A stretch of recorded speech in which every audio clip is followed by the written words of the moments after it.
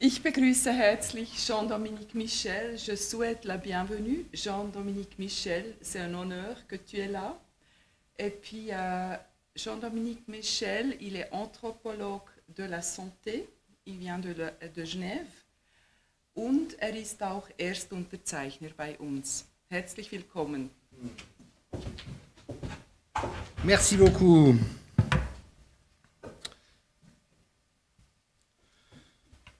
Alors c'est vrai que je suis ici en tant que citoyen, bien sûr, et je me réjouis qu'autant de nos concitoyens et concitoyennes réclament une transparence qui devrait être naturelle dans une démocratie, mais je viens aussi en tant que spécialiste de la santé, et j'ai vu depuis une année un ensemble d'anomalies qu'il faut probablement être du domaine pour pouvoir avoir à l'esprit. Tous les pays occidentaux avaient préparé des plans pandémie en prévision d'une épidémie qui pouvait être beaucoup plus grave que ne l'aura été la Covid-19. En Suisse, il y avait notamment un plan qui avait été fait par l'Office fédéral de la santé publique, Thomas Zeltner, l'ancien directeur. Et si vous ouvrez ce plan, je vous mets au défi de trouver une mesure de confinement généralisé de la population. Je vous mets au défi de trouver une mesure d'imposition des masques à la population générale ou aux enfants. Je vous mets au défi de trouver une mesure disant il faut surtout que les médecins généralistes ne soignent pas les gens qui sont malades. Et je vous mets au défi de trouver une mesure qui dit on ne va pas augmenter le nombre de lits dans les hôpitaux s'il y a une épidémie. En d'autres termes, les mesures que le Conseil fédéral a adoptées et dont il nous a dit qu'elles étaient nécessaires, ne correspondaient à rien de connu dans la littérature scientifique. Et c'est même encore pire, nous savions qu'elles étaient mauvaises. C'est pour ça qu'elles n'étaient pas dans les plans. Je vous donne juste un exemple pour que vous puissiez vraiment bien comprendre. The Center for Disease Control aux États-Unis, qui est l'équivalent de l'OFSP, avait fait un plan pandémie pour quelque chose correspondant à la grippe espagnole, c'est-à-dire 100 fois plus grave que le Covid. Et la mesure la plus coercitive qui était prévue, c'était de demander aux gens malades, avec des symptômes, de rester volontairement à la maison. On n'avait jamais rien envisagé d'autre.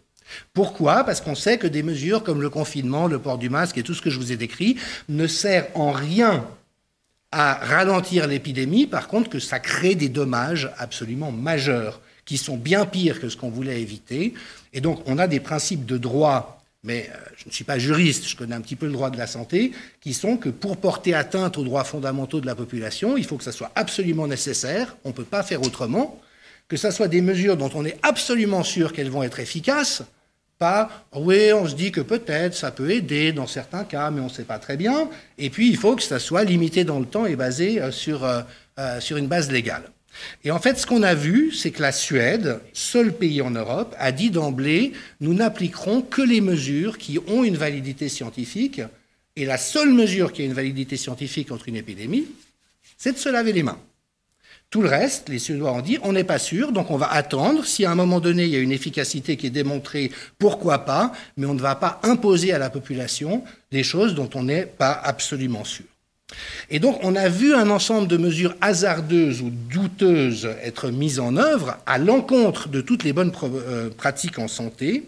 Et puis, au cours de l'année écoulée, eh bien, on a vu un effondrement de ce paradigme. Il n'y a rien dans les mesures qui nous ont été imposées depuis une année qui tient la route.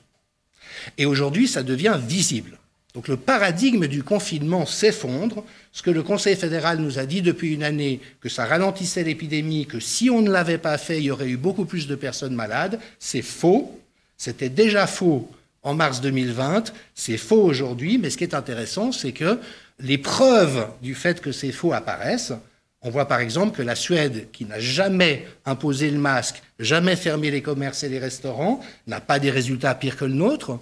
Le Texas aux États-Unis, où tout le monde prédisait qu'il y aurait une hécatombe dès lors que les mesures ont été levées, eh ben, au contraire, voit une diminution magistrale du taux d'infection, d'hospitalisation et de décès. Donc on voit que tout ce que ces pseudo-scientifiques réunis au sein de la task force ont essayé de nous faire croire au cours d'une année était purement et simplement faux. Et dès lors que c'était contraire aux bonnes pratiques en santé publique, moi je me suis exprimé très tôt parce que je suis un expert en santé publique, donc je connais ces choses-là.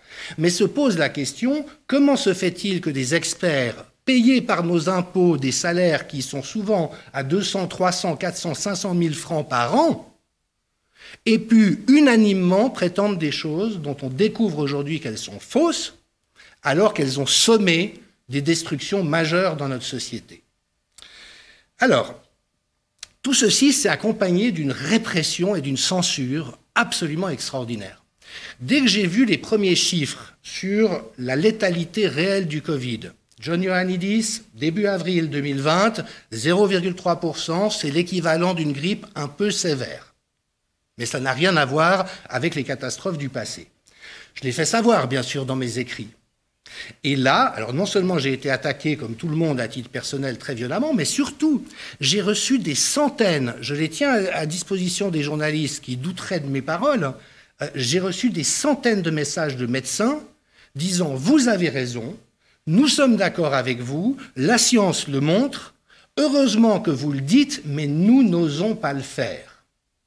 Parce que les mesures de rétorsion seraient trop fortes. » Alors moi je pose la question très ouvertement. Qu'est-ce qu'une démocratie où un médecin qui a fait des études de médecine, qui soigne des gens au quotidien, qui connaît son domaine, n'ose pas dire sa conviction intime? Excusez-moi, c'est un système totalitaire. Et ce qu'on a vu depuis une année, c'est quelque chose qu'on n'avait jamais vu dans notre démocratie. C'est un système totalitaire où il n'y a qu'une voix qui a droit au chapitre, qui est celle de la manipulation mise en œuvre par les autorités, qui évidemment aujourd'hui est très mal pris, parce que comme ça fait une année qu'ils disent des bêtises et qu'on est en train de voir, de constater, d'avoir la confirmation que c'est des bêtises, bah évidemment que c'est embêtant pour eux. Mais il y a un moment donné où, de toute manière, ils vont être rattrapés par la réalité. Et une des grandes défaillances de notre système démocratique, c'est que le débat a été éteint par une intervention autoritaire de l'État. Il n'y a plus de débat scientifique. Or, la science, c'est du débat. Si tout le monde est d'accord, ça n'est plus de la science, c'est de la religion. Et là, c'est pas que tout le monde était d'accord, c'est qu'on a tellement fait peur à ceux qui n'étaient pas d'accord qu'ils n'ont pas osé se manifester. Et je garde à l'esprit, je crois que c'était en Appenzell, où un médecin cantonal a été démis de ses fonctions parce qu'il avait osé exprimer des objections. Je dis à ce monsieur, le temps vous donnera raison, vous serez réhabilité. Mais pendant ce temps-là, on avait des médecins cantonaux qui, unanimes, disaient des choses fausses, et donc on n'avait pas le droit d'aller contre ça. Pas de débat scientifique, pas de débat démocratique, pas de contre-pouvoir. Le Parlement n'a pas joué son rôle, la presse n'a pas joué son rôle, et on verra ce qu'il en est du système judiciaire. Mais en tout cas, je mets en lien deux décisions de justice. À Genève, nous avons porté recours contre le port du masque pour les enfants des 12 ans.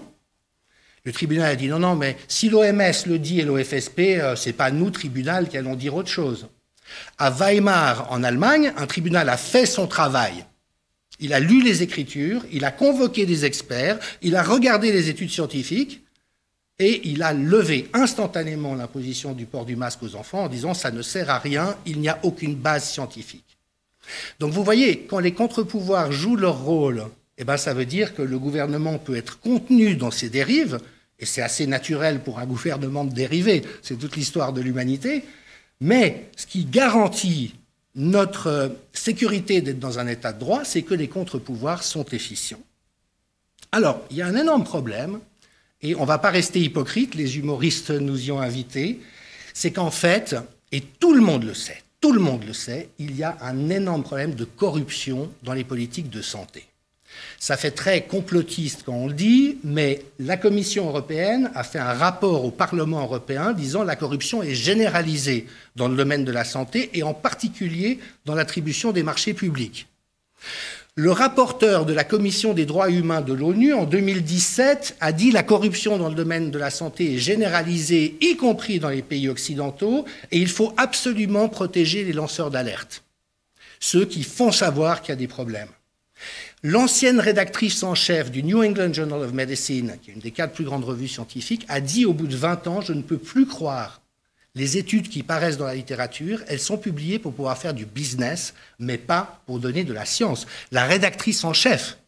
Et elle dit, je ne peux plus croire aucune directive sanitaire édictée par un État, parce que tout le système est configuré pour permettre à des industries de faire du profit, mais pas de protéger la santé des gens. Tous les éléments que je vous indique, ils sont documentés, ils sont vérifiables, je tiens les références à disposition.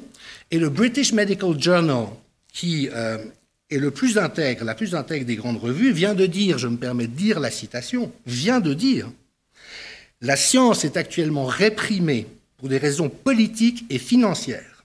Le Covid-19 a déclenché la corruption de l'État à grande échelle, elle est nuisible à la santé publique. Les politiciens et l'industrie sont responsables de ce détournement opportuniste. La pandémie a révélé comment le complexe politico-médical peut être manipulé. Lorsque la bonne science est supprimée, les gens meurent. » Ça, c'est le vrai problème. Et ce qui est extraordinaire, c'est que quand il n'y a pas de grande crise sanitaire, tout le monde est d'accord, oui, c'est vrai, il faudrait faire quelque chose, on va faire des efforts. Et quand une crise apparaît, où des entreprises peuvent faire des centaines de milliards de francs de bénéfices, omerta. Un journaliste à la retraite de mes amis a dit en Suisse, on peut parler de tout. On peut parler des banques, on peut parler de l'armement, on peut parler des pesticides, on peut parler de l'alimentaire, mais on ne peut pas parler des pharma. Le directeur d'un hôpital m'a dit, en Suisse, c'est les pharma qui gouvernent. Le Conseil fédéral est à leur service, un directeur d'hôpital. Alors, moi, je ne sais pas ce qu'il en est aujourd'hui des réalités que j'évoque. Je sais, parce que c'est mon domaine professionnel, que ce sont des réalités. Mais le soupçon qui apparaît à ce stade, et c'est un soupçon grave. Alors, en tant qu'anthropologue, je ne suis pas un politicien, je n'ai pas de conviction, j'ai des hypothèses. Et il y a des hypothèses fortes, il y a des hypothèses faibles.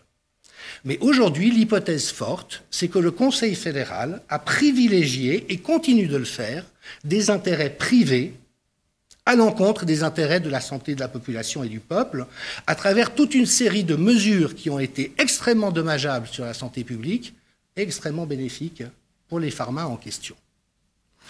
Alors c'est le soupçon. Je ne suis pas en train d'affirmer que c'est le cas. Mais pourquoi le Conseil fédéral a-t-il aussi peur de la transparence? Pourquoi, quand on achète le vaccin Pfizer, les seules données scientifiques dont on dispose sont celles qui ont été filtrées et bidouillées par Pfizer? Pourquoi les universités suisses participent-elles à la fraude scientifique internationale? Le scandale dans le Lancet au sujet de l'hydroxychloroquine, il y avait un professeur de l'université de Zurich dedans. Pourquoi la task force ne fait-elle pas de science, mais prédit l'avenir? Hein, c'est les astrologues, ils regardent dans les astres, ils disent « Ouh là là, il va... » Mais c'est pas ça la science, c'est le contraire de la science. La science, c'est observer le réel et essayer de décrire pourquoi il est comme ça. Et donc on a vu une dérive absolument vraiment extrêmement catastrophique, mais qui pose un énorme problème de confiance. Parce que si le Conseil fédéral privilégie les intérêts des pharma, de Gavi, du World Economic Forum, en négligeant la santé de la population, on a un vrai problème démocratique. Et c'est pour ça que je soutiens cette pétition. Nous avons besoin de transparence, mais pas cette pseudo-transparence de gens qui vont produire un rapport en ayant payé des experts pour dire qu'au fond, ils avaient relativement bien fait, parce qu'il y a un réel enjeu de confiance aujourd'hui. Alors, je terminerai avec ça. Notre démocratie est en très grande souffrance à l'heure actuelle. Vous savez qu'au cœur de la Suisse, il y a le poteau à Alsdorf, au sommet duquel il y a le chapeau de l'empereur, devant lequel les citoyens doivent s'agenouiller en passant. Eh bien, aujourd'hui, au sommet du poteau, il y a le masque, il y a la seringue pour donner le vaccin et il y a le passeport vaccinal. Et le Conseil fédéral qui nous demande de nous agenouiller dessous. Eh bien, moi, je dis non. Je dis que c'est une situation tout à fait nouvelle parce que nous n'avons jamais pensé en Suisse que le gouvernement pouvait être notre ennemi, mais qu'aujourd'hui, la somme d'indices qui montrent que le gouvernement n'a pas pris des décisions en ayant à l'esprit prioritairement la santé de la population est telle que nous devons absolument en avoir le cœur net, et tant mieux si ce que je vous dis est faux et qu'il s'avère que je me trompe. Je terminerai avec une dernière question. Il apparaît aujourd'hui que le SARS-CoV-2 est arrivé en Europe au mois d'octobre 2019. On le sait à travers l'analyse des eaux usées et des premiers repérages. Entre le mois d'octobre 2019 et le mois de mars 2020, qu'est-ce qui s'est passé? Pourquoi les hôpitaux n'ont pas été submergés? Pourquoi est-ce qu'on n'a pas été dans une catastrophe? 6 mois avec un virus qu'on nous a décrit comme hyper contagieux. Eh bien, là encore, c'est une hypothèse, mais la plus sérieuse, la plus probable, c'est qu'on a soigné les gens. Et notamment avec des antibiotiques contre les pneumopathies, l'azithromycine en particulier, qui permettent vraiment bien soigner les gens. Et donc, en soignant les gens, une grippe moyenne n'est pas devenue une pandémie, Alors que quand vous interdisez qu'on les soigne, que vous les faites paniquer, que vous les maltraitez, que vous saccagez leurs conditions d'existence de manière arbitraire, je veux dire, aucune étude au monde ne prouve que les restaurants sont des lieux plus dangereux qu'un autre. Il n'y a aucune étude solide qui montre ça. Et le Conseil fédéral de fermer les restaurants. Mais je veux dire, c'est quoi? On est de retour dans le Saint-Empire romain germanique avec le Conseil fédéral comme les Habsbourg. On a vraiment un problème. Donc voilà, c'est très heureux si tous les contre-pouvoirs dysfonctionnent, que ce soit le peuple qui prenne la parole à travers cette pétition, à travers le référendum, contre les 2 lois qui vont être bientôt soumises au vote, pour qu'on puisse exiger qu'on vérifie ce qu'il en est de la probité, de l'honnêteté de nos autorités. Et qu'est-ce qui a fait qu'au lieu de prendre des bonnes décisions pour protéger la population, eh bien on en a pris des mauvaises, avec des dégâts qu'on va avoir à payer pendant des décennies et des décennies. Je vous remercie.